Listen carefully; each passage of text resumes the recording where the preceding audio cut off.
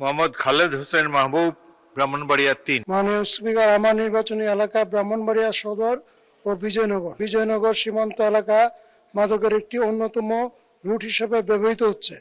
এর ফলে আমাদের সদর ও বিজয়নগরের তরুণ সমাজ আজ হুমকির মুখে। সীমান্ত দিয়ে মাদকের অবৈধ অনুপ্রবেশ আমাদের যুব সমাজের নৈতিক ও শারীরিক অবক্ষয় ঘটাচ্ছে। ফেন্সিডিল, ইয়াবা এবং বর্তমানে এলএসডি বা আইসের মতো মরণ নেশা আমাদের ঘরে ঘরে পৌঁছে যাচ্ছে।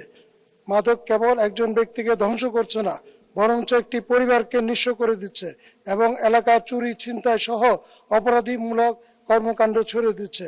প্রশাসন ও আইনশৃঙ্খলা বাহিনী নিরলসভাবে কাজ করছে, কিন্তু গডফাদারদের শক্তিশালী নেটওয়ার্কের কারণে মাদকের এই বিস্তার পুরোপুরি রোধ করা সম্ভব হচ্ছে না।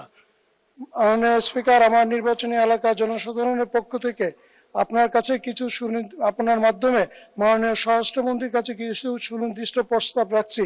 বিজয়নগর সীমান্ত এলাকায় বিজিবি ও পুলিশের সমন্বয়ে বিশেষ টাস্কফোর্স গঠন করে নিয়মিত অভিযান জোরদার করা, গোয়েন্দা নজরদারি, মাদক ব্যবসায়ীদের মূল হোতাদের চিহ্নিত করতে গোয়েন্দা তৎপরতা বৃদ্ধি করা, নিরাময় কেন্দ্র ব্রাহ্মণবাড়িয়া সদরের সরকারি উদ্যোগে একটি আধুনিক মাদকাসক্তি নিরাময় ও পুনর্বাসন কেন্দ্র স্থাপন করা, জনসচেতনতা, স্কুল কলেজ পর্যায়ে মাদক বিরোধী প্রচারণা ও ক্রিয়াচর্চার সরকারি পৃষ্ঠপোষকতা বাড়ানো। মাননীয় স্পিকার, মাননীয় প্রধানমন্ত্রীর বরিষ্ঠ নেতৃত্বে দেশ আজ মাদকের বিরুদ্ধে জিরো টলারেন্স নীতিমালা।